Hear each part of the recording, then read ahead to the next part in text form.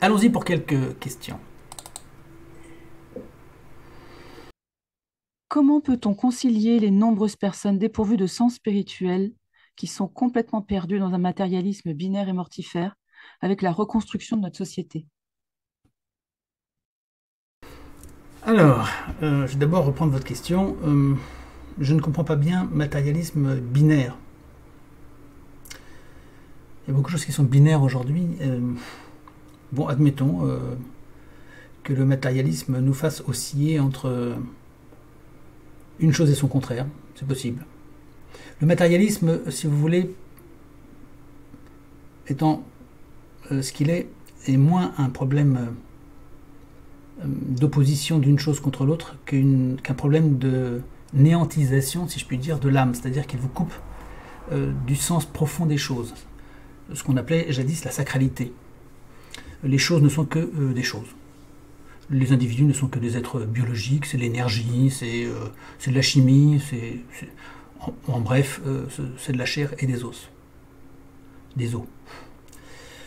Le matérialisme, c'est considérer que tout ce que la société traditionnelle dans le monde et jadis considérée comme sacré n'est en fait que le fruit du hasard et un agencement de cellules, en gros. Le matérialisme, c'est ça. On s'achète une voiture parce qu'on est content. La voiture, c'est un signe, un marqueur social. Et ça, il faut se dépêcher d'en profiter. Ça suffit pour se donner une valeur. Les marqueurs sociaux suffisent à donner à l'individu une valeur.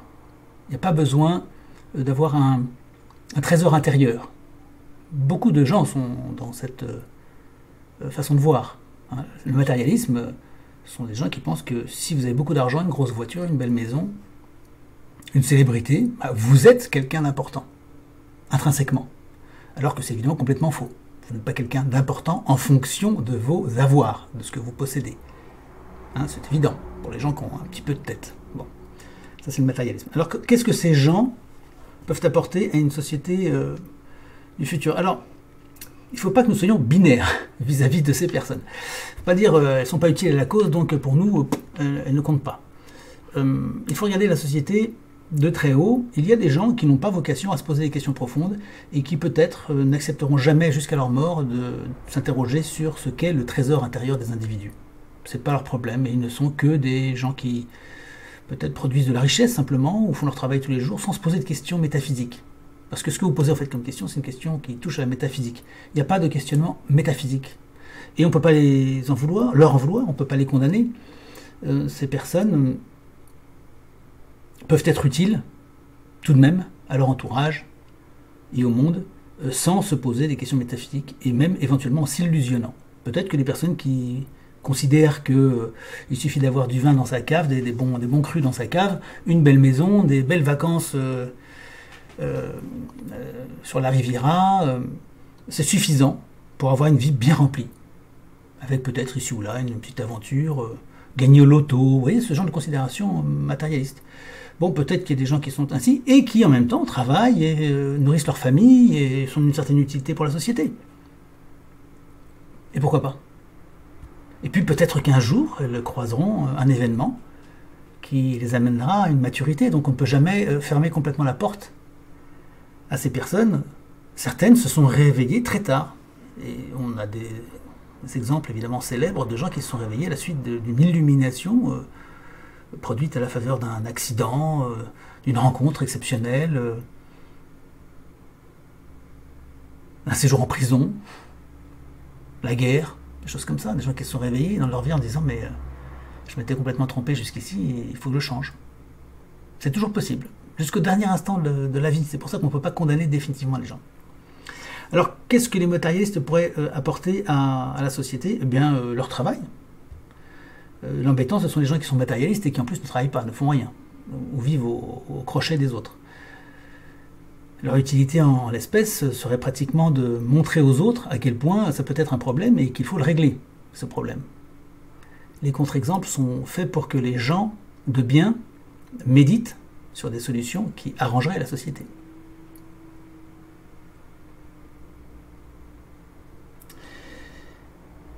Voilà, je ne sais pas si ça répond à la question, je vais d'abord la réécouter parce qu'il me semble que c'est peut-être mieux.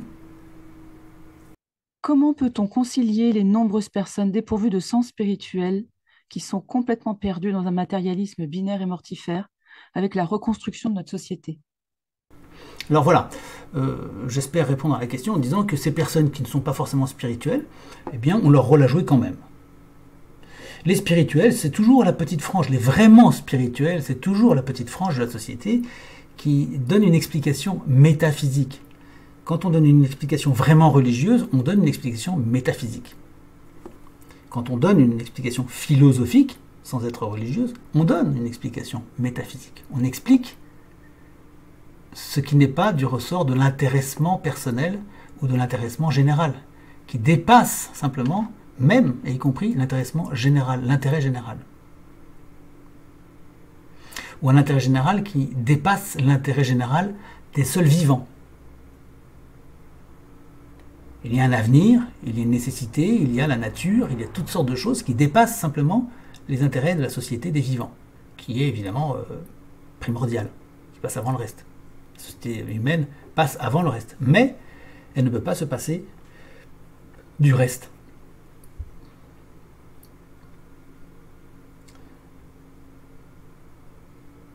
Sur un bateau, les passagers sont les plus importants. Mais ils ne peuvent pas se passer ni du personnel de bord, ni du bateau. Il y a une hiérarchie, comme dans une société, si vous voulez. Tout en haut de la société, effectivement, c'est ce que nous disions aujourd'hui avec quelqu'un avec qui nous discutions, tout en haut de la pyramide devrait être le peuple. Et en dessous, les serviteurs du peuple et tout ce qui sert à la survie, la procréation et le bonheur de ce peuple. Cela, c'est pour la dimension strictement politique des choses.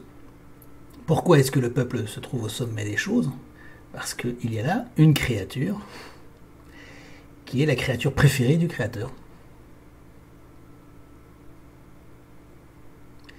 Et donc ce qui compte là, c'est la part divine de la création et non la seule créature. Ce qu'il y a de plus élevé en la nature humaine, c'est sa nature transcendantale. Si encore aujourd'hui l'ONU, les lois, les textes fondamentaux parlent d'une dignité de la personne, on se demande bien d'où elle vient cette dignité. On se demande. Si ça n'est que culturel, alors ce n'est qu'un objet culturel. Et dans ce cas-là, on peut le détruire. Et c'est ce que fait toute la philosophie, l'anté-philosophie, woke, LGBT, etc. Ils la détruisent. Puisqu'il n'y a pas de Dieu. On peut changer. On peut changer les textes fondamentaux. Vous comprenez? Et c'est là que vous n'êtes plus d'accord. Et vous n'êtes plus d'accord parce que vous sentez bien qu'il y a quelque chose d'autre que simplement un élément culturel qu'on peut interchanger à volonté. Il y a en la population humaine une dimension qui l'amène à sa nature véritable, et sa nature véritable est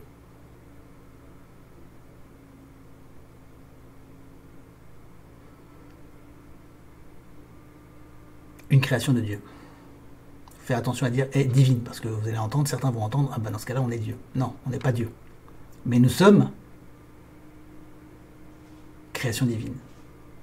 Donc nous portons en nous des principes du divin, qui font que nous préférons le bien au mal, la perpétuation à la mort, les générations futures au plaisir personnel. Alors, il y a une dame qui a reçu un message de sa fille qui a décidé de se convertir au lesbianisme. Donc sa fille est devenue homosexuelle. Cette dame, elle est plutôt croyante. Et elle dit à sa fille, ça me rend bien triste parce que ça me prive d'avoir des petits-enfants. Et la fille répond, ainsi donc, c'est pas moi que tu aimes, mais c'est l'idée d'avoir des petits-enfants. Ça peut se décliner de diverses manières. Ainsi donc, tu as fait une fille pour avoir des petits-enfants, et tu n'as pas fait une fille pour l'aimer, elle telle qu'elle est. Et bien là, nous avons là un postulat fondamental dans la société occidentale, qui rapproche d'une société matérialiste. Et je vais vous dire pourquoi. Même si cette personne qui dit ça a un fond spirituel, elle fait le choix de servir elle-même. Elle fait en fait une démarche matérialiste. Je vais vous dire pourquoi. Bon, je vais aller voir la petite qui pleurait. Pourquoi? Parce qu'il faut dire à cette demoiselle, tu n'as pas été créé pour être aimé. Vous n'avez pas été créé pour être aimé. Vous êtes créé pour aimer. C'est exactement le contraire. Et là, toute la construction LGBT, moderniste, matérialiste s'écroule. Quand vous dites « Maman, ouin, tu m'as pas faite pour ceci, pour cela, moi je pensais que tu m'avais créé pour m'aimer », eh bien, on fait de la personne un objet. On devient objet. On estime qu'on est l'objet qu'il faut aimer. On se matérialise. On se fige dans une pensée autocontemplative. C'est cela le début du matérialisme.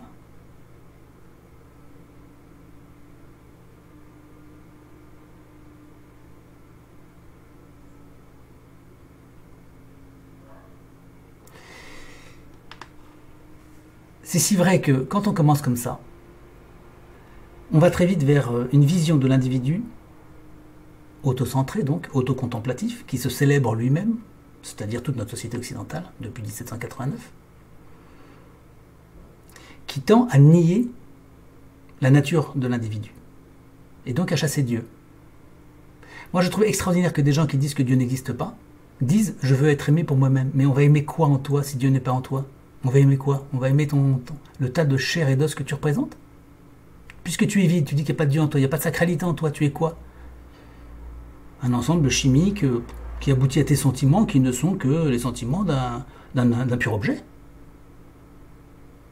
Pourquoi est-ce que tu voudrais plus qu'un chat ou qu'un chien? Ou qu'un caillou? Il n'y a rien en toi, ontologiquement, qui te distingue du chat ou du chien, ou du caillou. C'est très riche un caillou, il y a plein de choses dedans, je vous assure, un caillou c'est extrêmement complexe. C'est très beau un caillou. C'est extraordinaire que ces gens revendiquent l'amour pour eux-mêmes, alors qu'ils nient qu'il y ait la sacralité en eux-mêmes. Or, les gens qui voient qu'il y a une sacralité en eux-mêmes, qui savent ne serait-ce que ce fait qu'il existe un bien et un mal. S'il y a un bien et un mal, d'où viennent-ils? C'est pas l'homme qui le transmet simplement culturellement, comme l'ont cru les socialistes pendant longtemps. C'est que vous ressentez, en tout cas, tout individu à peu près normal, ressent qu'il y a un bien et un mal. D'où cela vient-il? Et puis qui vous a donné à vous-même? Et lorsque quelqu'un dit moi je veux être homosexuel et je veux qu'on m'aime tel que je suis, eh bien on oublie. La personne qui dit ça oublie qu'elle a une descendance normalement, qu'il y a des millions de personnes qui doivent venir après elle, donc elle se fait passer elle avant ces millions de personnes. Voilà une réponse qu'une maman qui recevrait ce message pourrait lui envoyer. Je n'aime pas que toi. Tu m'appelles au devoir d'amour, mais je n'aime pas que toi. J'aime aussi la dimension qui en toi n'est pas que toi, qui est au-delà de toi. Je t'aime trop pour n'aimer que toi, disait Gustave Thibon.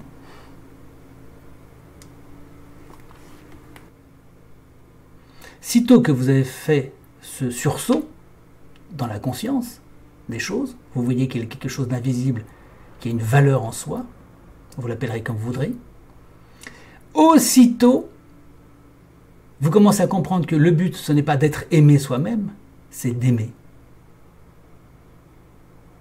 Pour échapper au matérialisme, il faut aimer, transmettre, donner.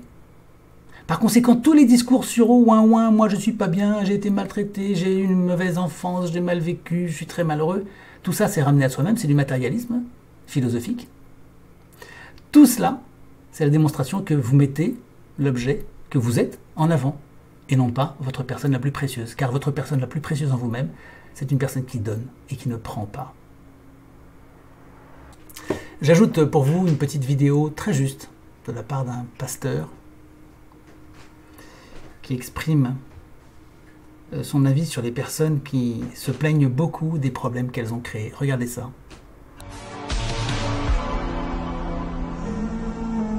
Stay away from people who act like a victim in a problem that they created.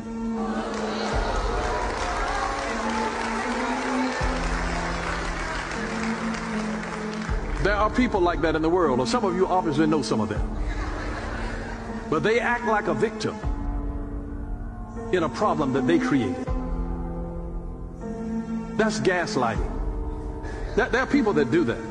My antidote to that is this. Spend more time with people with whom you have a common future. Voilà, des personnes qui vous critiquent violemment, hein. Éventuellement même quand vous avez de grandes difficultés, ben, il y en a partout, moi j'en ai eu dans ma propre famille. Il y a des gens qui se justifient en vous attaquant, en vous critiquant violemment.